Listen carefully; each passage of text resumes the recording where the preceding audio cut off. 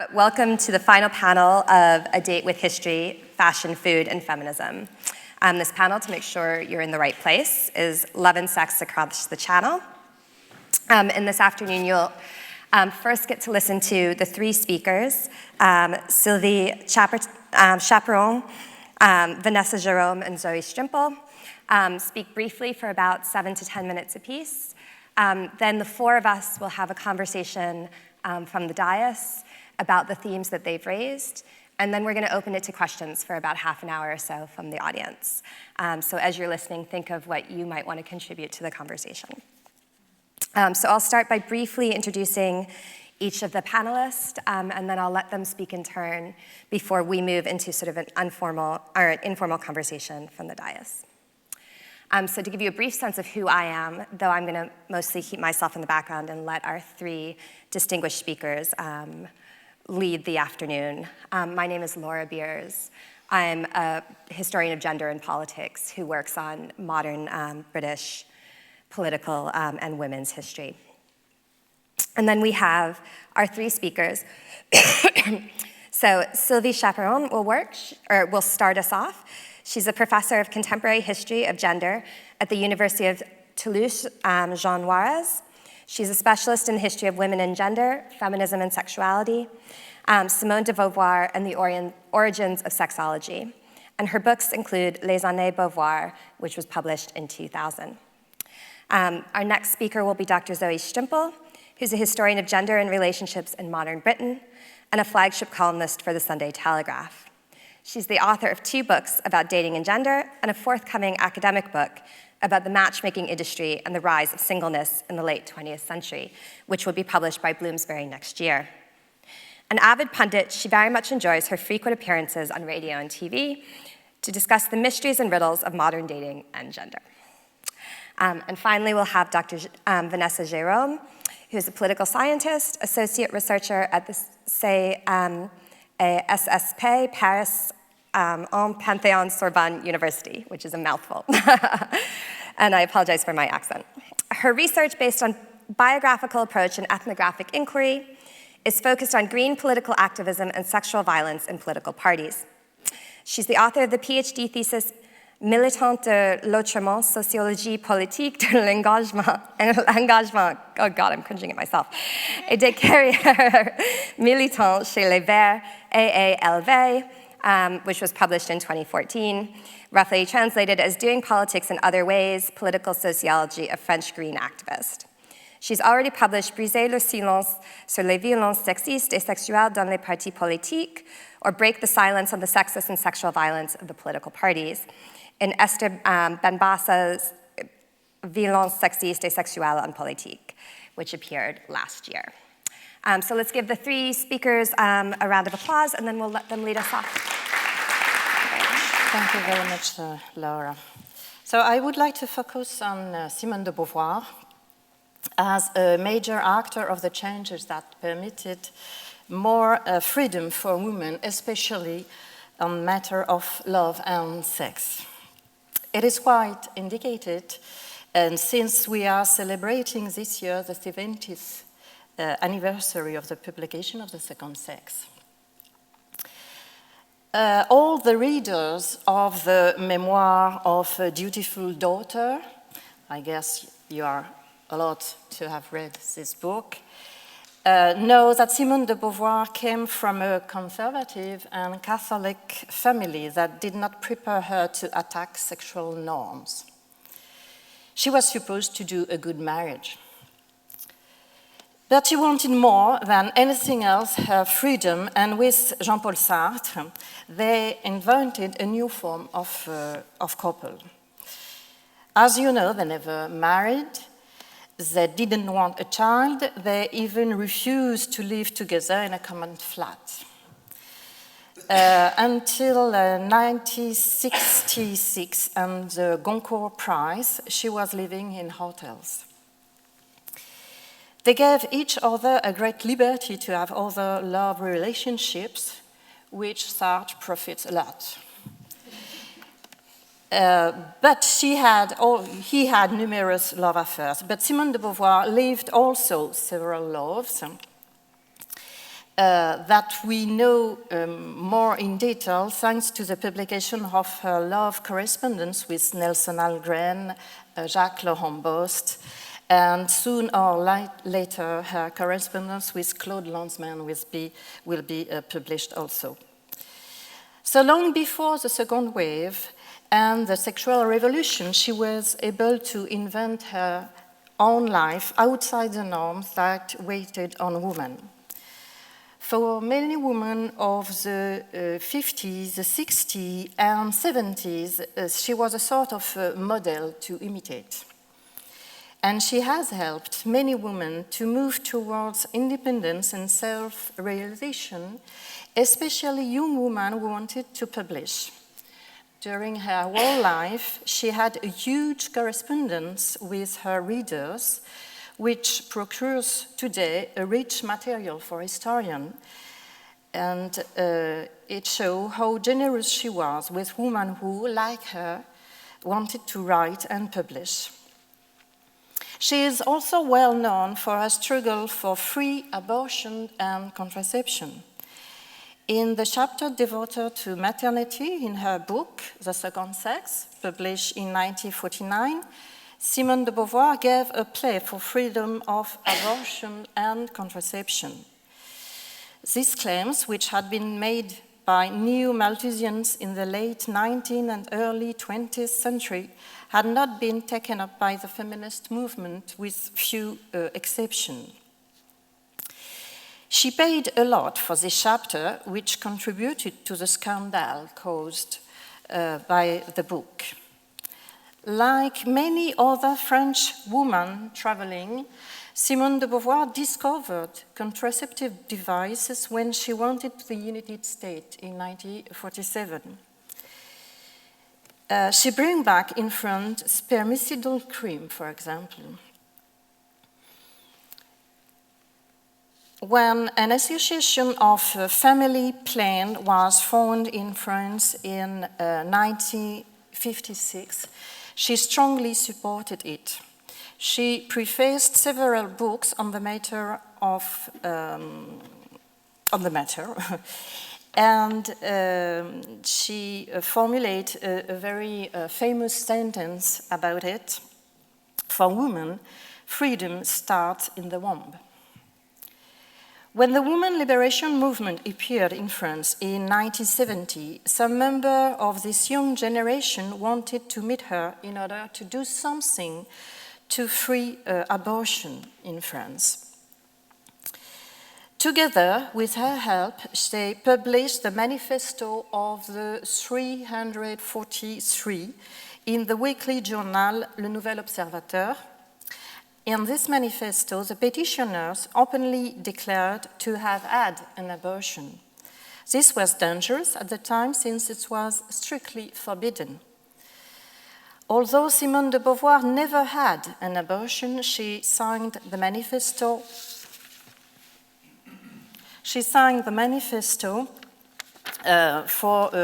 By solidarity. The law, which authorizes to interrupt pregnancy, passed in France in 1975 after a strong campaign. She struggled also to change opinion about homosexuality. On The Second Sex, she devoted a full chapter to that matter called The Lesbian. This was quite courageous at that time. In this chapter, Simone de Beauvoir refused most psychiatric, sexological, and psychoanalytic theories about homosexuality, and she stated that female homosexuality is not a perversion nor a pathology, but, as she said, a choice in situation, no less legitimate than that of heterosexuality. She also had several love affairs with her own purpose. Also, she has always hidden this aspect of her life.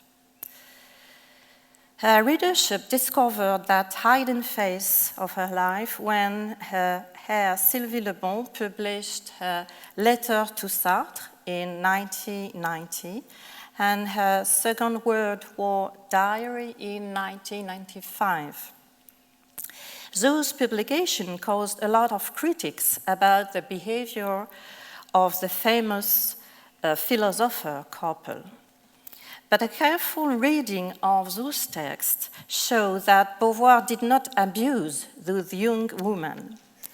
It was those young women who felt passionately in love with their professor, and Beauvoir was each time reluctant to go further with them. And they remained after the relationship good friends after. It is desirable that the letters exchanged between these young women and Beauvoir be published one day. Although Beauvoir supported homosexuality like a legitimate choice and experienced that choice sometimes, she never presented herself as a lesbian. Some members of the French lesbian movement in the 70s blamed her for this. But it would be more relevant to see her as a bisexual. And bisexuality is a social and cultural identity that emerged quite lately in France and was not available before the death of Simone De Beauvoir. I would like to finish this short presentation with few words about maternity. In The Second Sex, Simone de Beauvoir destroyed completely the idea, very common at that time, that motherhood is the supreme goal of a woman's life. Once again, it is important to remind the context of The Second Sex. It issued right in the middle of the baby boom.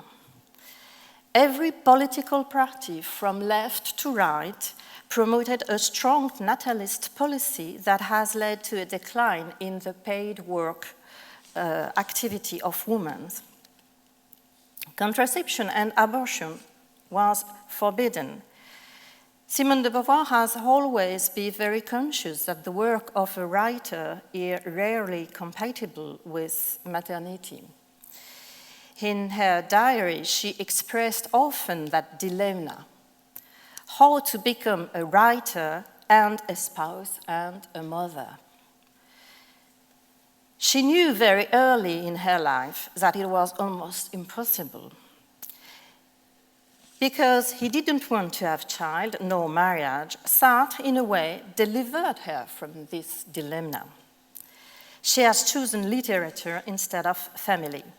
That was, to quote her choice in situation, as she said.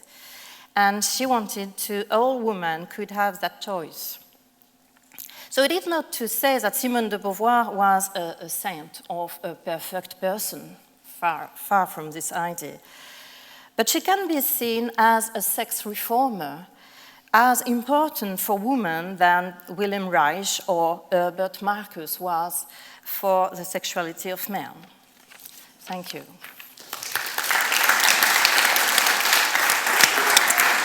Thank you, Sylvie.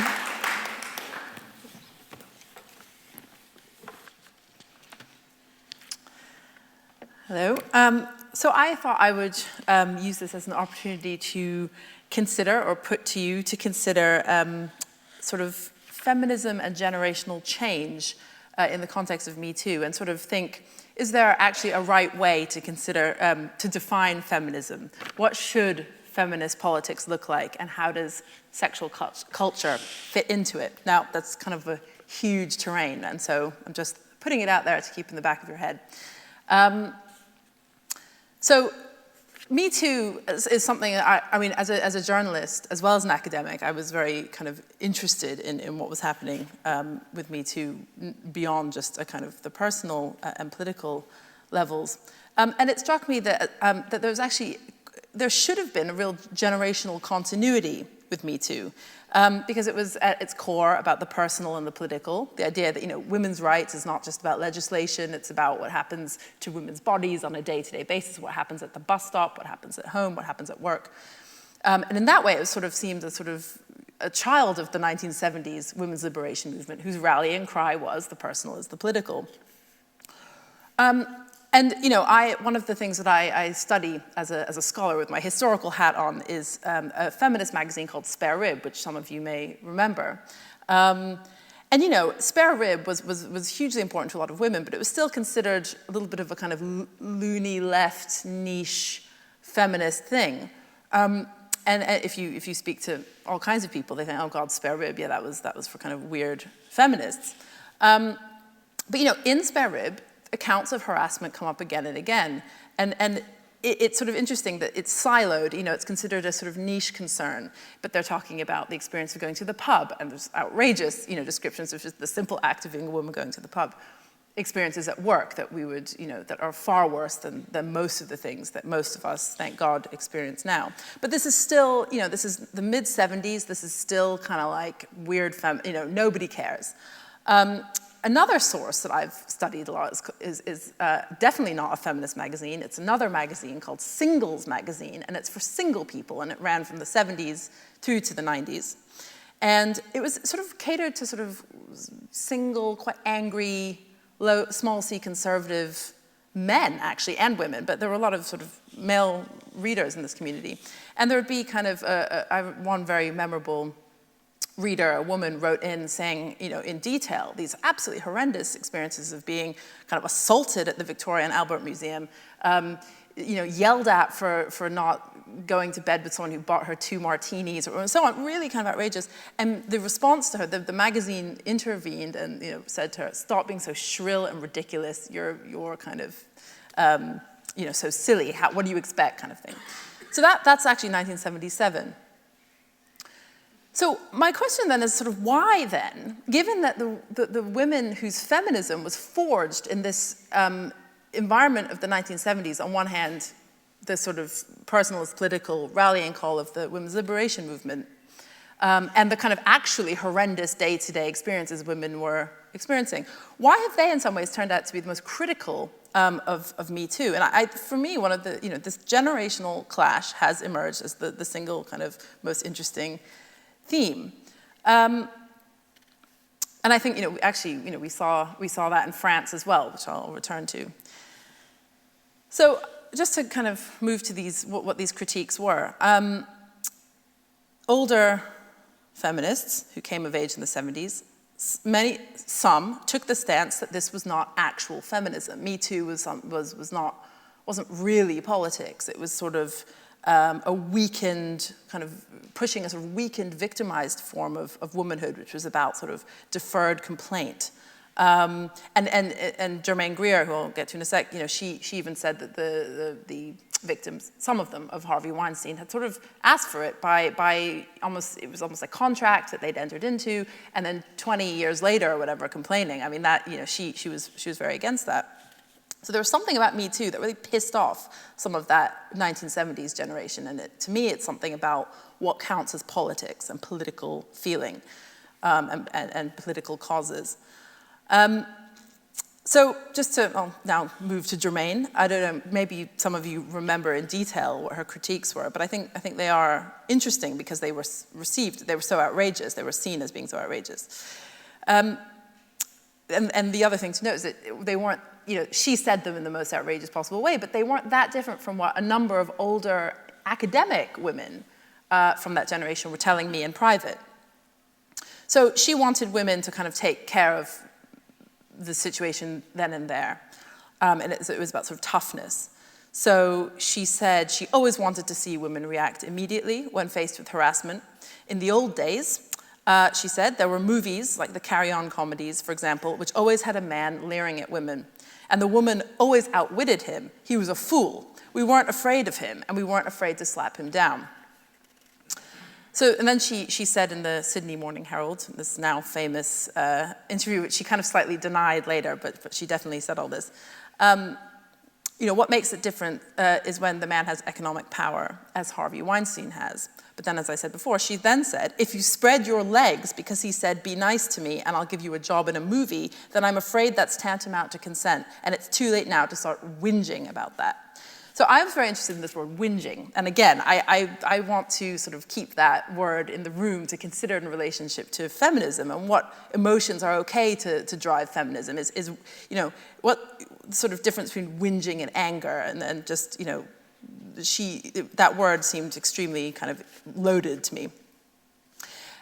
Especially in light of the fact that one of the most pervasive ideas of generational change now is that the younger generation, millennials, are kind of snowflakes, that something has kind of happened and young people can no longer handle, like, criticism or sort of life's tough knocks or anything like that. We take offense at nothing. And I actually have to say, I think there is some truth in that critique.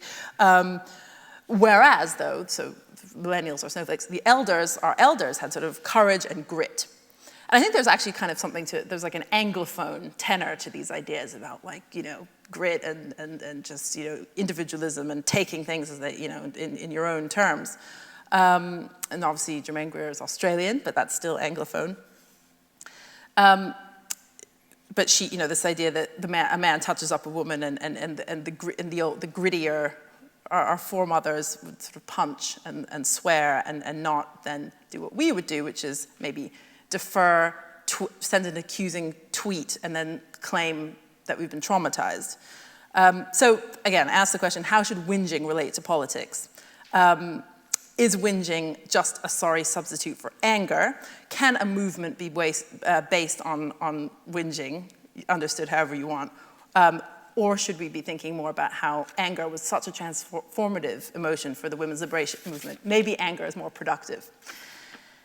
So just, drawing to a sort of close nearly, just to gloss a couple of other people who had criticisms.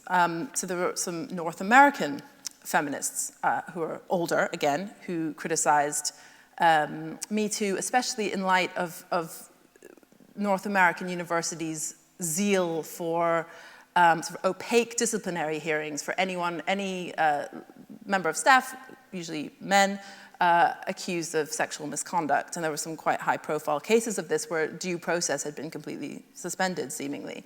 Laura Kipnis, quite a well-known film studies professor at Northwestern University, I think she was extremely interesting in her critique. She expressed similar ideas to Germaine Greer, but slightly more subtle terms, where she sort of was saying that the way Me Too had been handled, and combined with how university campuses under Title IX, which is about sexual misconduct and it's an American ruling. She was saying that this sort of hothouse atmosphere around sexual aggression was actually making women victims.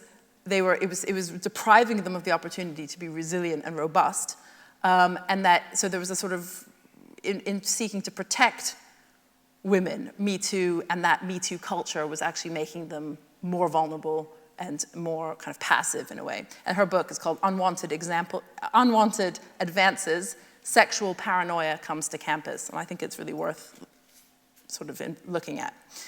Margaret Atwood, another famous example, also expressed concerns about the threat of mob rule as the Me Too movement gathered momentum and the urge to bypass a legal system which people sort of thought was, or started to see as broken. And the previous year, she had been accused of being a bad feminist. Again, what constitutes a good feminist? What's a bad feminist? She'd been accused of being a bad feminist for calling for due process for a University of British Columbia professor who had faced allegations of misconduct, and he had just been sort of dealt with behind closed doors. It was unclear if any of the accusations had been founded. It was just they'd been made, and that was the end of his career. And in speaking up about that, she opened herself up to a lot of abuse. And now, we might consider the different emphasis of the French response, seeing as this is a panel about sex, I suppose, a little bit. And so just I don't have the deepest knowledge of the French response to balance ton porc, Me Too. But I did, everyone knew about that letter that Catherine Deneuve signed, one of 100 people, to Le Monde. And the emphasis there, interestingly, was on the perceived threats to the joys of seduction. So it was a more sex-focused critique than the Anglophone one, as far as I could tell. So that letter said that Me Too represented a puritanical wave of purification, that rape is a crime, but trying to seduce someone, even persistently or candidly, is not, nor is being gentlemanly a macho attack. So, you know, my own research interests kind of have always been around how major shifts in sort of the gender order, including political shifts like the women's liberation movement, have impacted on dating, or male-female, heterosexual relationships is my kind of area, male-female kind of quest for romance. So how does like feminism change the quest for, how does that change how men and women are relating to each other in the romantic field? So I'm wondering, you know, final thought in future, what will historians be saying when they tease apart the effects of Me Too? Because I think it's too soon to do that now. How did Me Too change and reparcel or reshape gendered relationships in general, but also romantic relationships? Thank you. So, good afternoon, everyone. First of all, I would like to thank the organizers, and especially Iris Beja for this inviting me to be part of this fantastic festival of ideas and for giving us the opportunity to raise issues that are often difficult to discuss, especially in 7 minutes. I'll do my best in my English, which is far from being perfect, as you will notice after. Fortunately, I took the precaution to having this speech translated, so I hope you'll forgive me to read it. I never thought that being a specialist in militant commitment and political careers would lead me to embark on study of love, sex, and conjugality, not to mention act of sexual violence. When we think of political parties, we usually think of them as places for socializing or training for a political career, as places where local representatives are chosen or where public policies are thought out and elaborated. We think of them less often as places for debate on sexual issues or for the examination of one's gender identity or sexual orientation. And we rarely think of them as places for pickups or for actually finding a partner, more or less lasting, or as places where a couple can have a career together and where there is also the danger of being sexually aggressed. However, thinking about political parties from these various angles enables us to better understand the links that exist and that are maybe the same in France and in England, and this is to be discussed, between love, sex, and political activism, and to deconstruct the gender stereotypes that continue to imprint themselves on the political scene. To do so in a few minutes allotted to me, I propose that we put ourselves successively in the shoes of a single person, a couple, and finally, a woman. If you are single and become member of a political party, there's a good chance you will meet people from different walks of life, but who resemble you in some way. People with the same values, the same point of view about the world, the same will to believe that can change things for the better. You'll spend a lot of time with them, and if you like activism, it will be at the cost of other activities and persons you previously spent time with. And this will be all the more reproached if you are a woman who abandons a home. You'll be asked to discuss your party's position on homoparenthood, AIDS prevention policies, or access to contraception, which may cause you to re-examine your own point of view of those issues and perhaps your own sexual orientation. There will be opportunities to enter the private lives of other militants, and you may invite them into yours. Campaigning around the country means exchanging hospitality, getting up early to distribute tracts together, evenings spent in discussion and drawing up programs. You'll laugh in the company of birds of a feather and maybe cry with them on evenings of electoral defeat. Shared events, shared times, shared emotions. And what does it all add up to? As some respondents answered when I asked what activism had actually changed in their lives, you maybe reply, I made love for the first time if you're young, or I never had so much sex if you're a man, or if you're a woman, I met my lover or my lovers if you are sharing the unexpected pleasure of being a woman in a non-exclusive relationship. On the other hand, if you were a couple before militating, there's a chance you may already be separated, especially if you are an ecologist, because besides the rest, this militancy requires big changes in your way of living, eating, traveling from place to place, and all couples aren't willing to be committed both in the same way. You may find love with someone who will understand your political commitments, or you may even choose a partner in the party and form a militant couple. There are various kinds of militant couples, and one type of conjugality plays an important role in a career.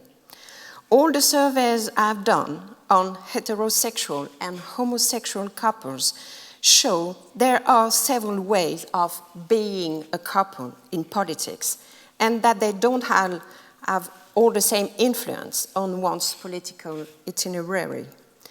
So you may ask, what is the best way to have a successful career?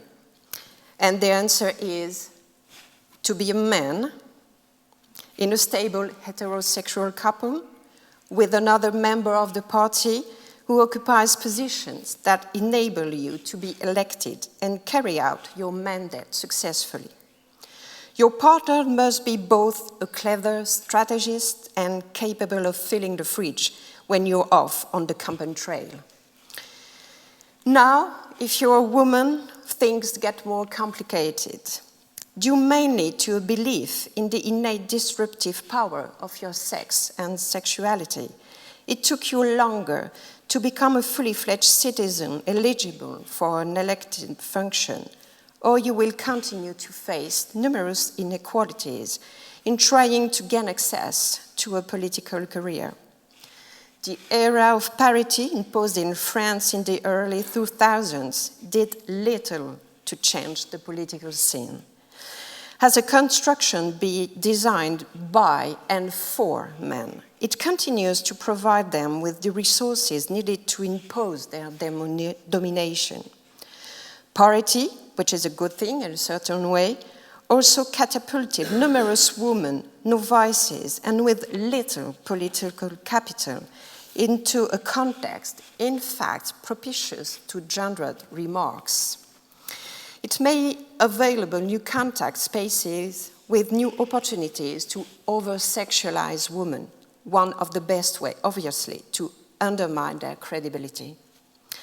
Confine it to subordinate tasks or elected to what are known as feminine delegations, early childhood, school canteens, etc. As a woman, you are confronted with a combination of rationales that put you in vulnerable position, trapped in the conflicting requirements of being simultaneously woman and political. And as my work on sexual violence in politics shows, other women will not necessarily treat you in the friendly fashion. In this extremely competitive and heavily masculinized context, your political activity may, on occasion, even be synonymous with danger and sexist or sexual acts of violence. The time normally devoted to one's private life is often invaded by late evening or night assembly sessions, impromptu meetings, closed-door negotiations, festive evenings that encourage tactile interactions, logging other militants, texting at all hours. In brief, incessant demands for complicity and closeness that are still the very basis of the political profession and that you have to accept if you want to be as credible as men. Political commitment is indeed a matter of the mind as well as the body. We might as well say that between everyday sexism, the heteronormative nature of the political scene, and the risks of acts of violence, there are many combinations of love, sex, and politics, and not all of them pleasant to experience. But as I did sometimes said when I myself was in politics, in addition to being a sociologist. In politics, we always say you must not insult the future. Personally, I prefer now to hope that there will be a political future possible in which women and the representatives of racial and sexual minorities will no longer be insulted. Thank you.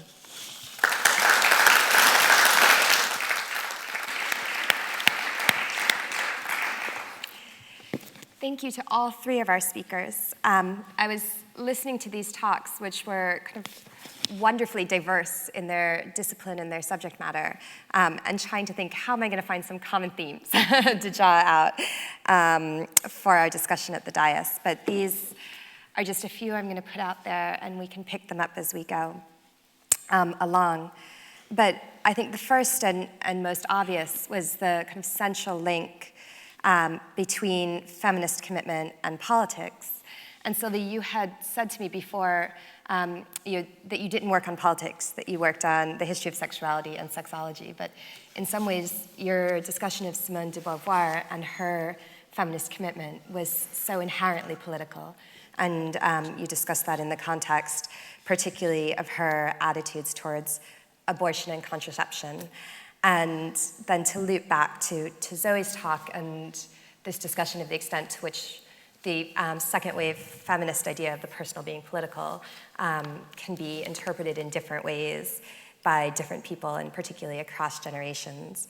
And again, this kind of visceral combination of sex and politics in the parties that you studied, Vanessa.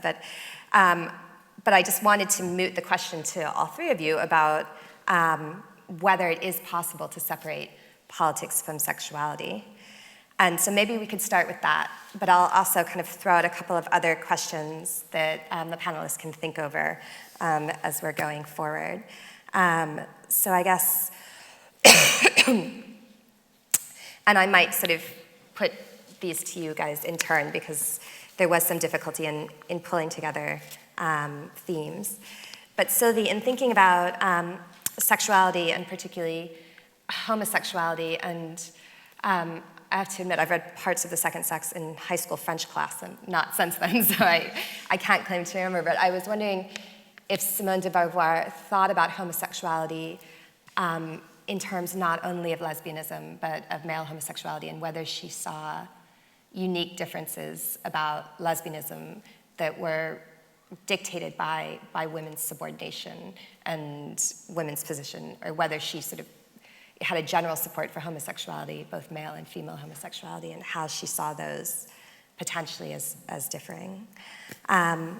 Zoe, thinking about this question of generation, again, the sort of pushing you also to ask about, when you've reflected on this, what the commonalities and whether there have been moments also of cross-generational solidarity that have really struck you, as well as what I think is notable and struck me forcefully at the time as well, kind of difference between how women of our generation or slightly younger and of our parents' generation have approached Me Too.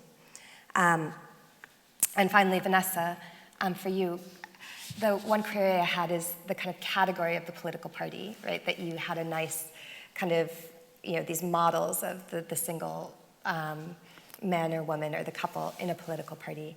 But do you see this as a fair kind of characterization of political parties broadly across the left, right, kind of identity politics, green spectrum, is this the way that parties operate regardless of the ideology that's driving their political activism? Or do you think there are significant differences between the ways a conservative, a liberal, a socialist, a green political party deals with issues of sexuality and gender in terms of those interpersonal dynamics? So those are some food for thought, and maybe we could start off with this big question, thinking about the relationship between sexuality and the political, and then maybe kind of pick up on some of these more individual threads. Does someone want to go first? Zoe, because you have the advantage of not having to think through translation. I'm always happy to kind of just talk whether it's worth or not. Because I was just mulling. It's a really, it's an interesting question because, the first thing that jumped to my mind were kind of like, Westminster politicians in suits and not just suits, but, dresses or, lady suits, I don't know. If you said to them, is sexuality integral to your, trajectory as a Tory MP? Or, I think they might say it wasn't, or they might, even though we may say it was, but it might be something to do with, depending on how you understand politics. So I suppose what I'm saying is that, there's always been a split with like the leftist liberatory politics of the last 40 or 50 years between kind of ideas of the grassroots and sort of subcultures or alternative cultures and party politics. And there is that gulf there. And I guess what defines that gulf between Westminster and Greenham Common is the fact that is maybe how sexuality is sort of factored in or part of those different politics. So I think it's probably sublimated in more in the kind of more formal politics, which after all was what politics was until the 70s, when feminists and others were sort of made this radical plea for the personal is political. So I think then personal is political does then open the floodgates for openly saying sexuality in all kinds of different ways is integral to politics, not just the politics of sexuality or the sexuality of politics and issues about sexuality, but the actual relationships of the activists themselves, which become experimental. It becomes a laboratory. I mean, all the socialists and the feminists were, trying out all kinds of sharing communal arrangements and open relationships because that was their politics. So they're living their politics sexually. In some ways, people were doing that at the turn of the 20th, late 19th, early 20th century. But it definitely, I think the puzzling question is how does sexuality fit into the Amber Rudd's politics, or how would sort of working politicians answer that question? And I don't know. Well, that's maybe a good segue to you, Vanessa. Probably the most important thing to say is that the stereotype is power and sexuality are completely linked, especially with men in politics. A man who had power is a man who had, to pick up the female in a negative way. So this is the most stereotype.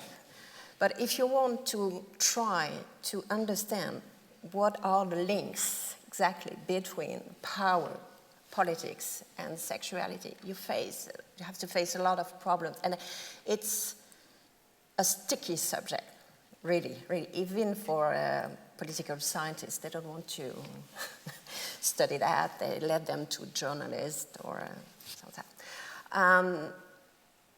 The thing the most important to have in mind is sexuality fit in many ways with politics, not only to policies about, I don't know what, the mariage pour tous, so the marriage for, or the contraception stuff, or everything. But if you look at how the political field works every day, sexuality is everywhere, conjugality is everywhere. because most of the political men work with their wife, with their daughter on the parliament. I don't know if it's exactly the same in England, but in France, it's very important. And most of the politicians are working with their wife or their daughters or, I don't know, lovers, to explain that.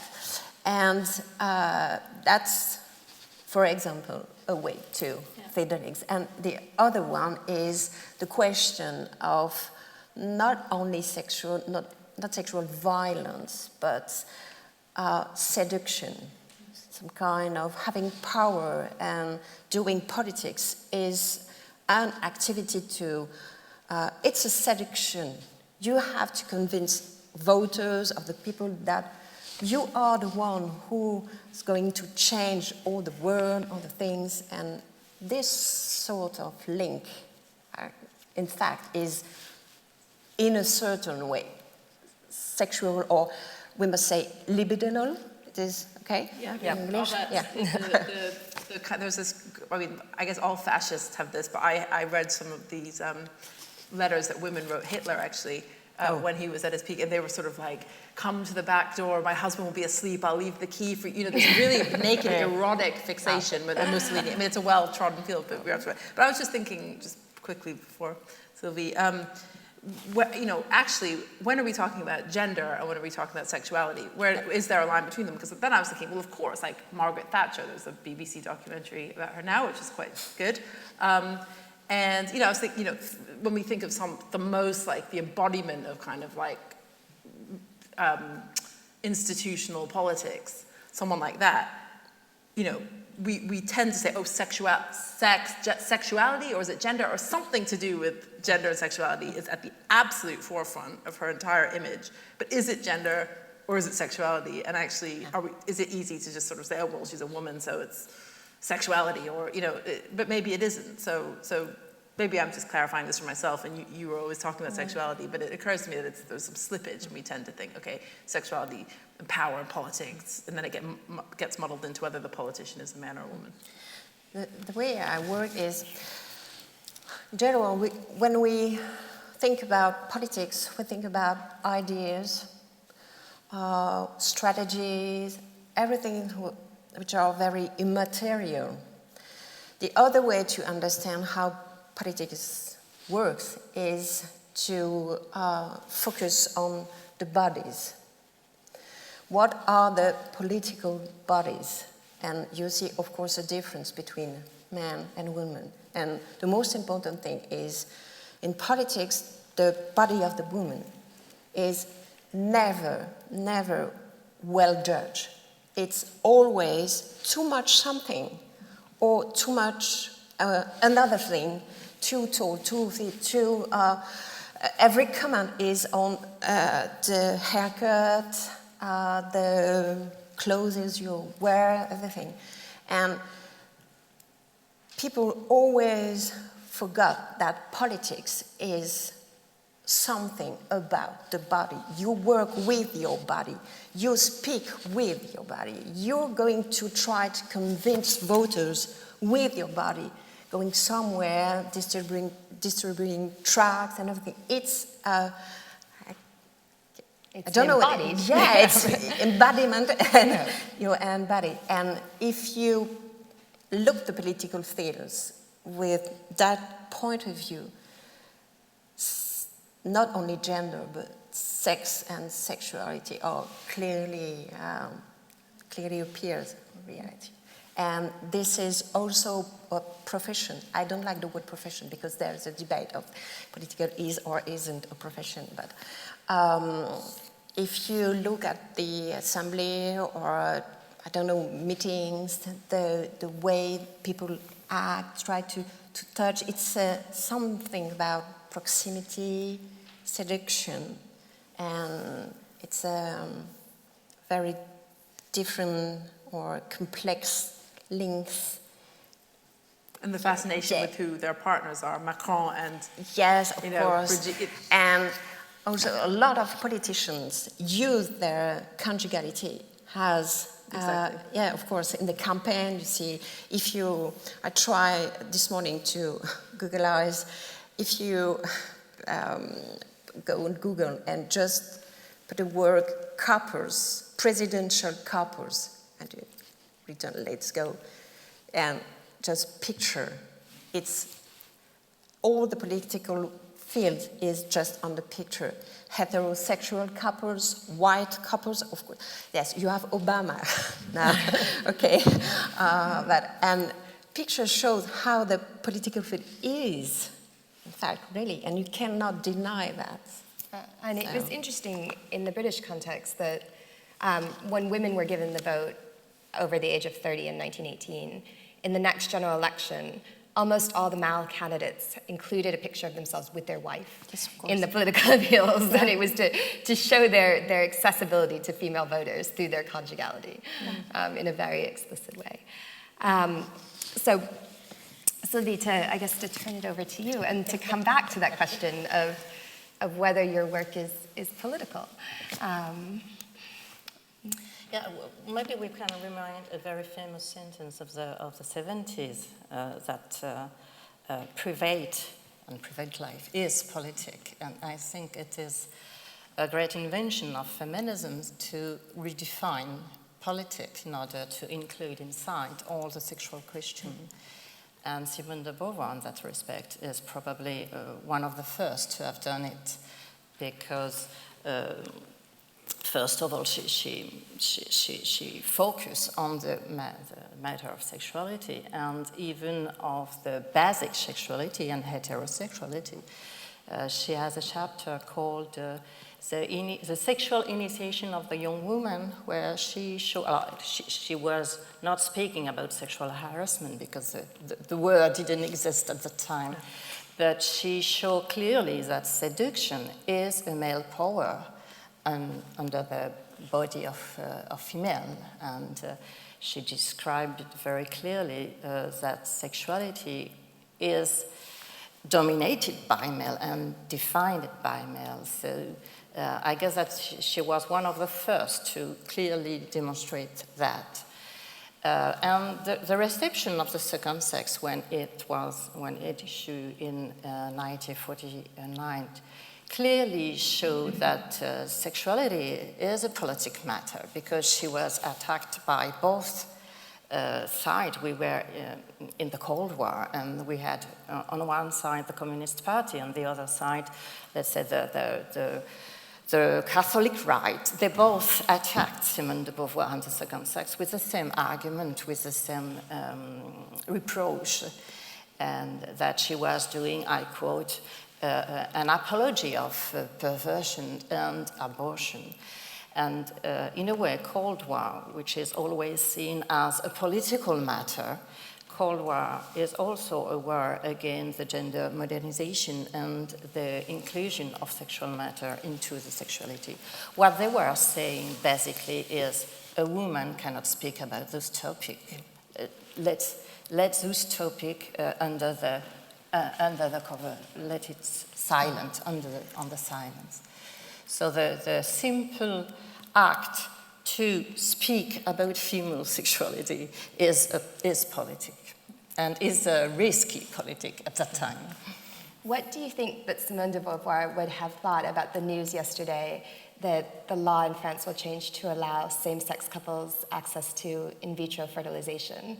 Because on one hand, it's kind of an acceptance of lesbianism within modern culture, but on the other hand, it's reifying the idea that women have a kind of maternal destiny in a way that you can't imagine her being that enthusiastic about. And so I was thinking, as we came into this, I wonder what de Beauvoir would have thought about. Well, you answered. You answered. But it's always difficult to make death picking. I mean, you cannot say what she would have said if she would have lived until that time. But as you said, she was on one side.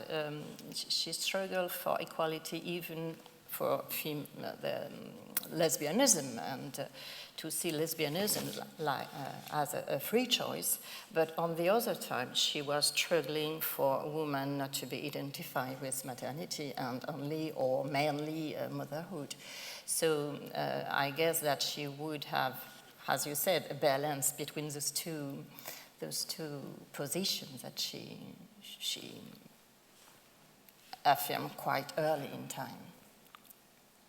So I'll sort of come back the other direction, and then I'm going to open it up to the audience. But Vanessa, I did want to pick up on this question about whether this sociologist approach to the politician as profession or vocation, as a kind of group that is emphasizing their embodied actions but not their political ideologies, how much, if at all, do political ideologies matter? I mean, is there a difference in terms of these interpersonal sexual dynamics within different ideologies politically?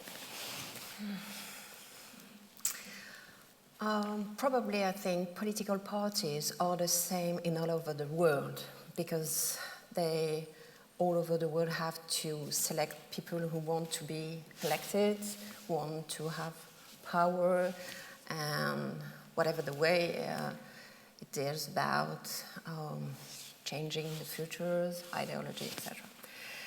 But in France, Greens are very specific because they have that sort of, they're very liberal with sexuality and all that question, drugs and everything. They are the first political party to marry two men in 2004. It was Noël Mamère, who was a member of the parliament, French parliament. Of course, the marriage was declared illegal. But so they are a kind of pioneers in this, and they are very open-minded about all the stuff about sexuality. And in a certain way, it's a good thing because they are sort of avant-garde in the political field, and on the other way, I think they didn't measure the risk of a kind of backlash, which is actual sexual violence, because I think in a certain way they think that women who are very liberal, who want to live in some kind of Simone De Beauvoir way, is always free to say, no, I don't want. Mm-hmm. And in fact, it's not working like this because you can be a woman very open-minded, you can have a lot of lovers and everything, and being struck with domination, gender stuff, masculinity and everything. So they are special in this way, they are special, and on the other, I think all political parties are the same. The difference we can see now with the Me Too movement is all the sexual scandals come from the left political parties, not because there's no sexual harassment or everything on the right side, of course, but there are a lot of feminists in the left parties, so probably they're supposed to talk about that more easily, and they have integrated a lot of gender questions and everything. So they were the first to talk about sexual harassment, and it was the first case. We had the Dominique Strauss-Kahn case, as you know, because it's even an American case. But the really first case in France is Denis Baupin, which is a Green, an ex-Green vice president of the parliament in France. And Greens is the first party where the Me Too movement have doing something to liberate the free speech for women. Do you want to pick up on that? Well, no, I was actually going to just answer your question, which was, because I think it's an interesting one about points of Solidarity. continuity. Yeah, because actually the question of like, you know, what Trump gets away with and stuff and why seems too, I mean, I couldn't even, I mean, I don't know, but he does. Yeah, I mean, I'm, on one level, you know, thinking about continuities with the 1970s women's liberation movement and contemporary Me Too. I mean, it's what I sort of tried to say. On one level, it's a real continuity because it's taking care of a major aspect of personal political life that perhaps got a little bit sidelined in the 70s battles for other potentially more kind of black and white things. I don't know, not black and white, but actually the legislative battles were really kind of won in the 60s, although they went into the 70s, and there you know, and the abortion campaign kept going, and so I think there was maybe, I think one of the things that some 70s feminists now say is, oh, well, we did all the hard graft. You wouldn't even begin to believe what it was like for women before the 70s. We did that. Now Me Too is a sort of returning back to kind of like finish off the job. So in that sense, it's a perfect fit, perfect continuity. But I think, you know, I think there's still just inherently quite a big, I think that older feminists are inevitably going to be annoyed by the younger generation. And one thing that came up a lot when talking about these things with my mother, who's worked in a pretty male field throughout my whole life and whatever, was that, you know, the physical harassment, she didn't get the emphasis on physical harassment when she felt she'd been, the bigger issue that had dominated her life was discrimination, which took a much more sort of pernicious, embedded form where, you know, just working in a man's world, just all the ways in which women are discriminated against. And she maintains a very kind of negative view that nothing's changed. She's still putting up with, you know, her male colleagues coming in and only wanting to talk about their grandchildren with her while they go to see their male colleagues, and then they want to talk about business and things. So all sorts of, and then things like promotions and stuff. So I think that it's actually interesting to consider what's actually changed in workplaces beyond sort of new vigilance around physical misconduct. And then the kind of other thing to add in, I think, is that one of the interesting branches of Me Too went down the dating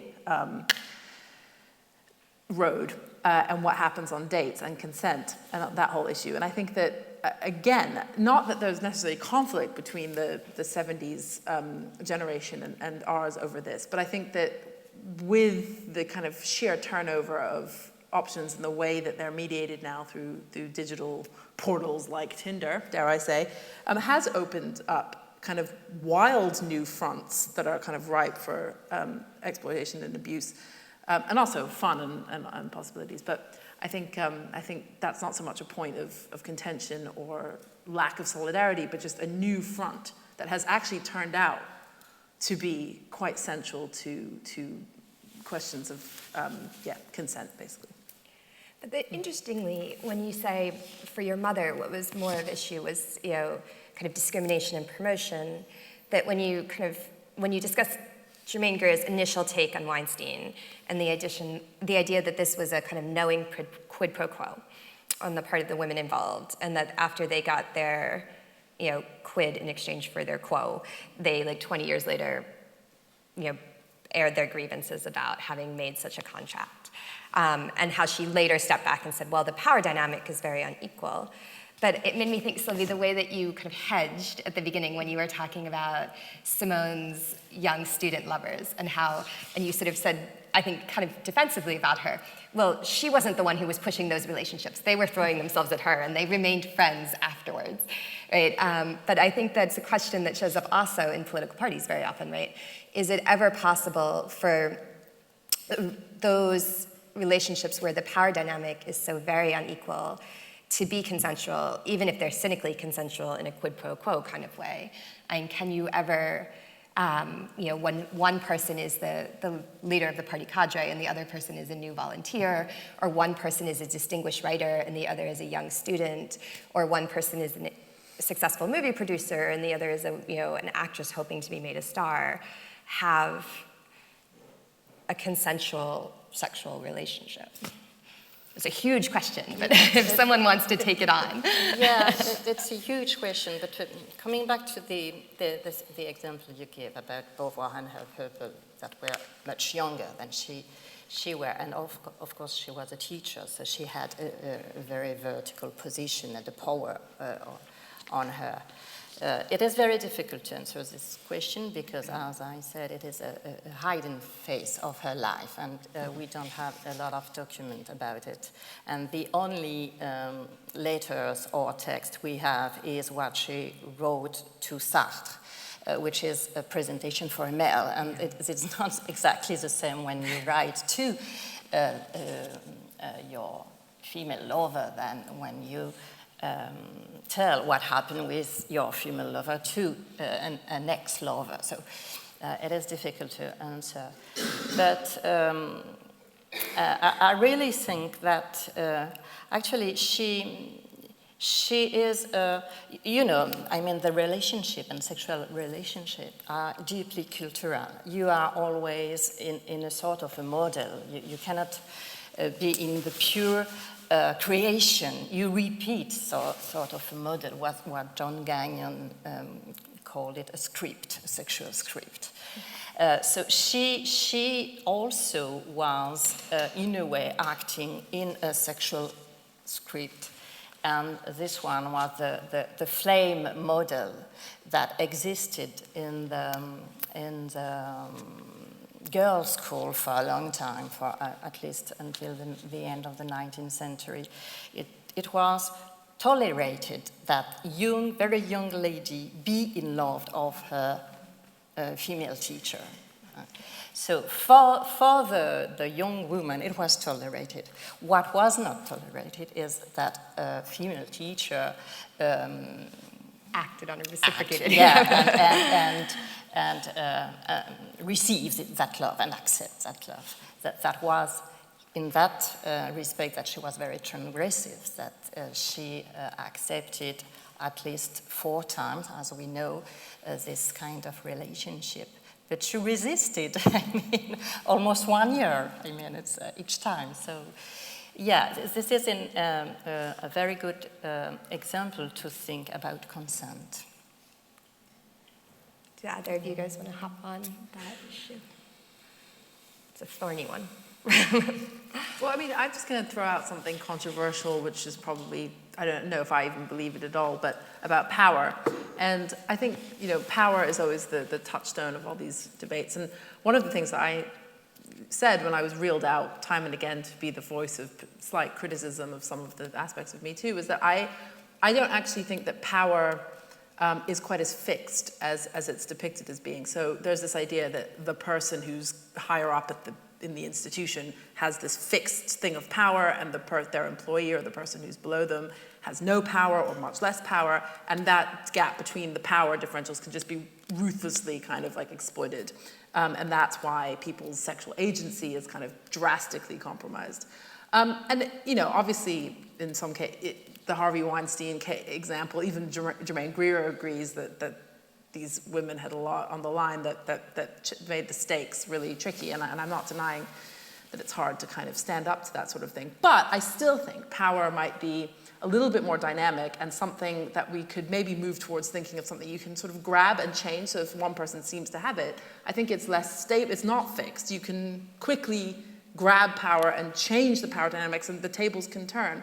And I'm wondering if in the case of whether, your question, can you ever have consensual sex almost when there's a huge power differential? I'm wondering if actually power can be the thing that you grab back through the sexual relationship. Maybe the nature of sex is that it is such a power, it's such a kind of power play in itself, or it derives so much of its charge from power.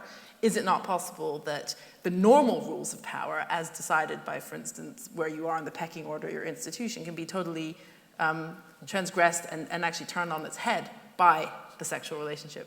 I don't know, maybe not, but I thought I'd put that out there. Yeah, I agree with this idea of non-fixity of the power, and so I thought it was Michel Foucault who had this image of the power, which is an agonistic relation. We both keep a rope, Yeah, a tug of war. Yeah, and the power exists if you and I agree to take the rope. If one of us just let the rope and there's no longer power. But the fact is, in the political field,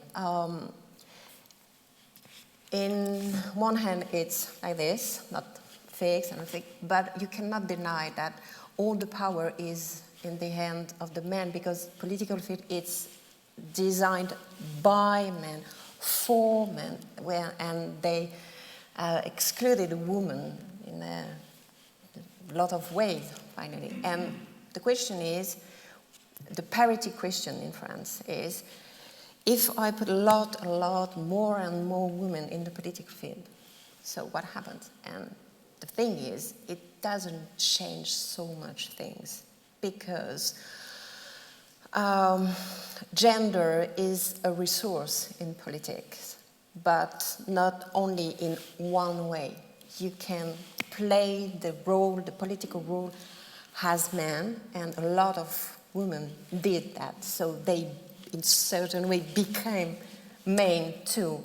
And if you want to act in a different way, you're always being accused to play with your gender, to seduce. And it's a sort of new contradiction in the political field at the era of parity. But do you think there's change the rule? But do you think there's any escape from gender in politics? Like, do you think that it's that perhaps we're is there escape from reducing political actors to their gender? I mean, is it always there, or actually is it more helpful to think, women and men have a huge range of opinions and politics, and that aren't bounded by gender? And I wonder if, political field, it's completely. Or how do you, Marine Le Pen, for instance, how do you read her? What's her gender? Because this may be totally obvious, but how do you read her gender? It's an interesting case, because the difference between Marine Le Pen and all the other women in politics in France is this thing. If you feminized the women in politics, is a way to discriminate them, to make them less powerful, and this sort of so for Marine Le Pen it's completely reversed. If we talked about her as a woman, we gave her a sort of humanity. I don't know if it's completely clear. You understand? Because her family is just, I can find a word in English, it's just awful. It's all about Holocaust. Just awful. Awful. And she plays with that, because she says, hey, look, I'm a woman, single woman with children, divorced, so very modern woman. She humanized the political right. Yeah, and she captured a lot of voters, poor woman, single voters. And in fact, if you look, of course, of her program, it's just about women in house with children and everything. It's a complete backlash in reality. I think Laura's like the world expert on the female vote for Thatcher. So it's like Yeah, but I mean, again, that's I do think that is a question about humanizing someone by using gender to kind of give a human face, which I think Thatcher did, by kind of allowing herself to be photographed in an apron and talking about her maternity, despite the fact her kids were off in boarding school. I mean, sort of using that as a way to humanize herself, particularly early on. But I'm conscious that we have gotten carried away, and we have another 15, 20 minutes or so, and I want to turn it over to the audience to bring some of their own questions up to the dais. So there should be roving microphones, and if anyone has a question they'd like to ask. Yeah. All right, I'll give it to you. I feel like they always say that women ask more questions when a woman asks the first question, but a woman has to raise her hands to be given the microphone first. So hopefully a woman will follow on. I was intrigued by your question. Is there any escape from gender in politics? And it occurred to me that politics is one long quest for an escape from gender, or perhaps an escape from sexuality, into respectability. And I was thinking about François Hollande, whose final nail in his coffin was when he was sneaking off on his motor scooter to sleep with his mistress. And then I thought about the lengths that Mitterrand went to conceal his womanizing, because we must have respectability. We must have respectability in politics because at the end of the day, politicians wish to be elected, and the constituency is not the intellectual city slickers in this audience. The constituency is the country at large, be that France or England, and that constituency is deeply, deeply respectable, or at least it has a deep sense of its own respectability and the worth that that respectability confers. What do you think? Is respectability the ultimate goal of every politician who seriously wants to be in power, irrespective of sexuality, gender, whatever? No, I mean, respectability, I keep thinking, how have ideas of respectability changed? And I wonder if, it's interesting if now we still think of kind of marital trouble as being unrespectable, or someone having extramarital affairs in Britain probably is still considered a little bit not respectable. But then Boris Johnson had a big affair with someone 30 years younger than him or something like that, left his wife. It hasn't made the slightest sort of bit of difference. And maybe that's where we think about the differences between men and women. And Theresa May, nothing that would never even enter the whole, thing. Thatcher, not a sniff of it. Whereas with men, maybe it. So I think people allow for. I think you're right that respectability. It's interesting to think, is sexuality the opposite of respectability? Or but yet it can be part of political glamour as well. But I was interested in using the French examples, because our understanding is that French culture is all about the lover, and that there's a much greater almost expectation that among the French public. And I think there's only one other slight issue with talking about what constituents want, which is that, can we boil that down? I mean, is there one type of thing that people want? But it's possible that almost you could generalize maybe that people don't want a kind of philandering politician, but I don't know. Maybe, what do you think?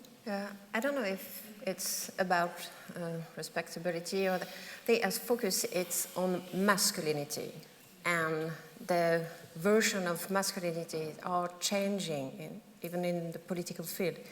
You talked about François Hollande. François Hollande is the first French president who tried to show a kind of masculinity which is not about something, some kind of feminists called toxic masculinity.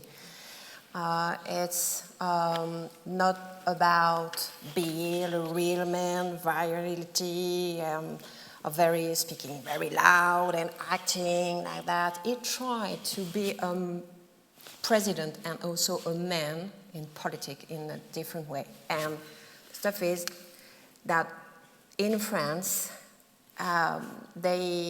French people gave them not surname, but nickname. And all of those nicknames referred to less virility women. They call them when you're not very tough, very hard. And it's the first time in the French political history that a president is treated like this. If you compare that to Nicolas Sarkozy, who tried to impose a very important, huge masculinity doing sports, they pictures with their muscles and everything, and have an affair, and also married a top model, which is Carla Bruni. And it's completely the opposite between the two representations of what is being a real president, of course. And of course, Ségolène Royal, which is the first woman who tried to gain competition, was always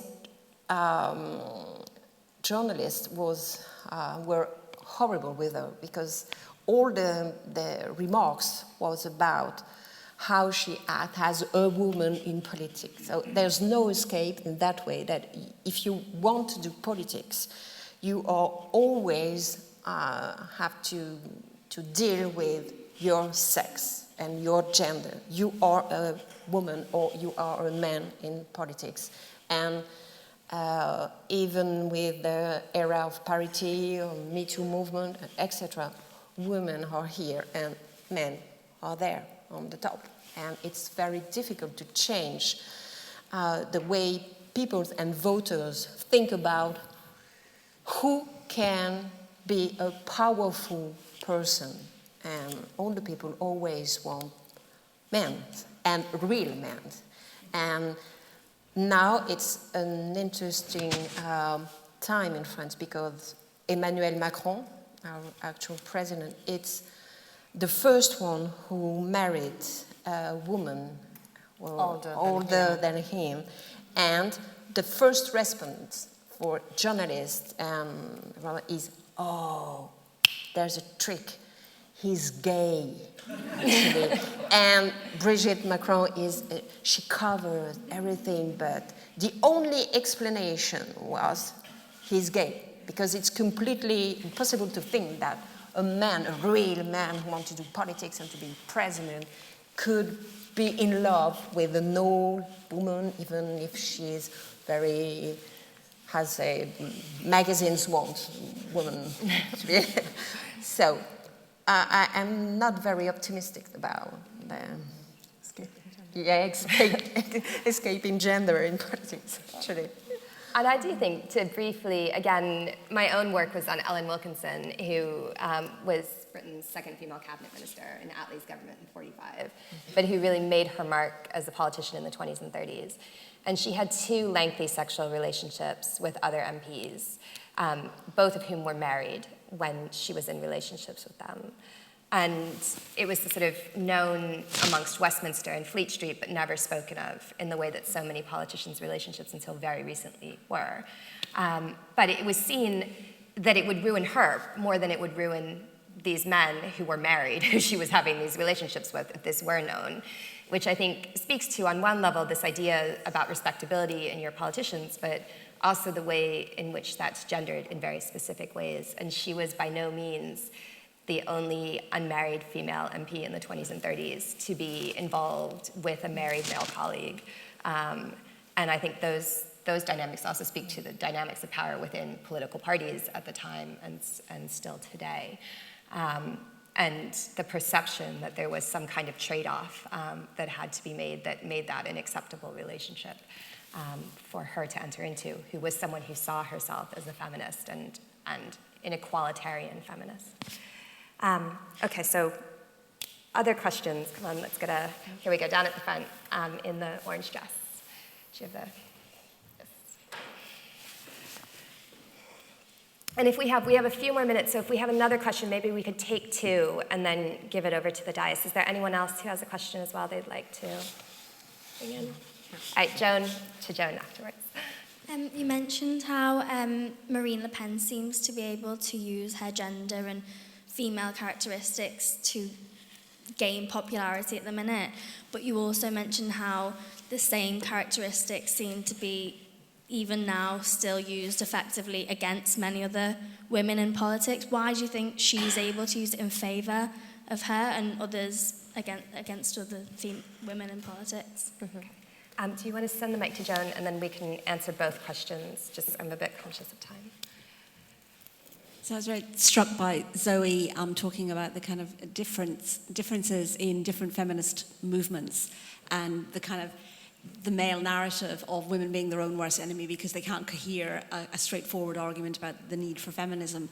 But linked to that, is there a kind of intersectionality with class in relation to different attitudes to what's important or what's less important in relation to Me Too or other feminist issues? And how do we counter or deal with the fact that, you know, people seem to expect that women should just have one viewpoint and one voice, as opposed to the huge myriad levels of experiences that people have dependent on where they're born and what their experiences are, aside from their gender.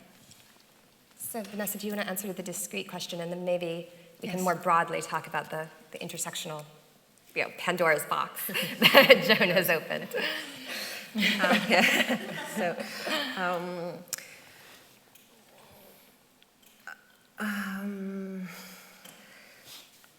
Being a woman in politics is a way to being criticized, discriminated, minimized. So claiming that I'm a woman is a way to, I don't know the expression in English, to cut your legs and just being failed or, okay, so it's not a good thing. But for Marine Le Pen, it's different because everyone in France knows that she is not only herself, Marine Le Pen, she's the daughter of the monster, a real one, the real one, probably the only one in the history who tried to face this, the Holocaust and everything that way. So when Marine Le Pen said, I'm a woman, I'm an independent woman, alone, etc., she first said that I'm not just a daughter, I'm a real woman. And it's a kind of humanization, yeah? You talking about that the journalist talked about the house of inside a house, privacy, etc.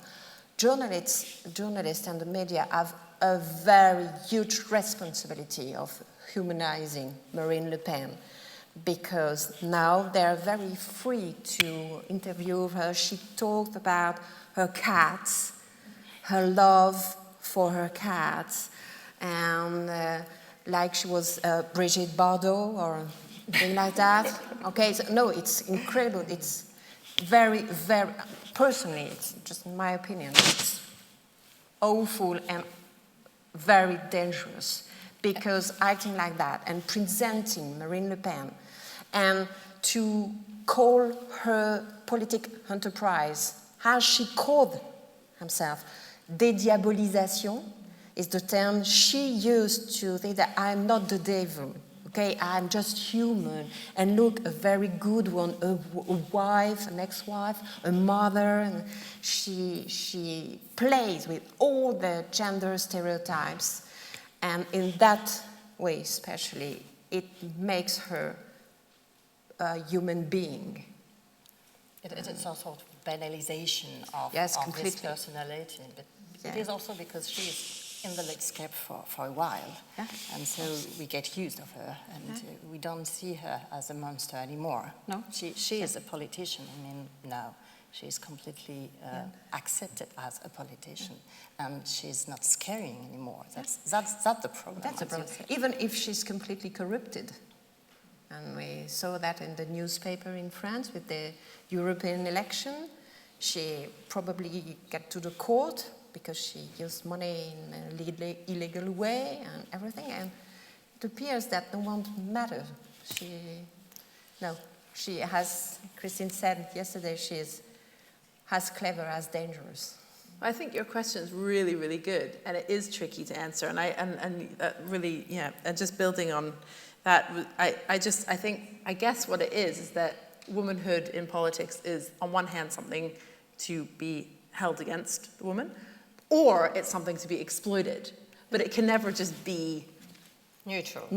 But I don't know. I'm paraphrasing but I don't know what I think. But I think that is I think that potentially is the answer to the question. And I think I do think that it's not, you know, I suppose the utopian idea is a kind of like, I don't know if it's a gender-free thing, but where womanhood is kind of normal or it doesn't stand out. And I suppose this use of it shows that it's sort of something to be deployed or held against, but can't just be assimilated into the kind of bigger person, I suppose. Okay, but in what kind of normality? There is something I don't understand. Do you understand what I mean? You mean, what would that look like? You say women cannot be accepted as normal. No. Well, it's mainly because the politician and the politic figure is male. And whatever you are doing, you are not male. And so you are always underestimated because you are not perceived as skilled. Yeah. Yeah, you cannot transfer yourself as a male, but you will always be perceived as underskilled, less competent, less powerful, only because you are a woman, that's all. All the surveys demonstrated that being a woman in politics, another way, gender is a contingent resource. You can use it one way for the better, and you can try to use it and for the worst. So it's not a neutral resource in politics. It's a resource, clearly a resource, even with the parity area. But you try to, and it's not like when you're elected, you're a woman and you are elected, you don't think about, okay, I'm an elected woman now, so how do I have to face this particular situation? We don't really think about that. We just try to do our best in politics and everything. And other peoples say that, hey, you're a woman? Oh, yes. Okay, I completely forgot that. So as a woman, what do you think about, as a woman, do you ever heard, as a man, do you think that, no, it's political fields is clearly heterosexual, white, and designed for men. So, as Sylvie said, it's, you, as a woman, you have to fight with gender's issues when you want to do politics. And I think we try something, go back, try another thing. If I speak like a man, let it go. If I wear trousers or a skirt, what's the difference? And you just try. Women are not in politics in so long time, till a long time, so they try. I think they try. They do their best for invented to transform the political role, which is completely designed by and for men. So work in progress, I would say. Indeed. And I think for reasons of time, we're not going to get a chance to properly take on Joan's huge question about intersectionality, but I think one point which Vanessa has really sort of flagged up speaking to it without directly speaking to it is this fact that even for socialist women in politics, right, who may believe that class is the first dynamic and that sex and feminism is a secondary contradiction, as socialists sometimes say, right? That they can't escape the primacy of their sexuality in their action in politics. And so perhaps that secondary contradiction has been put in a primary position for the last hour and a half. But I would like to thank our three engaging speakers. This was a wonderful event to be a part of, and thank you all for coming out.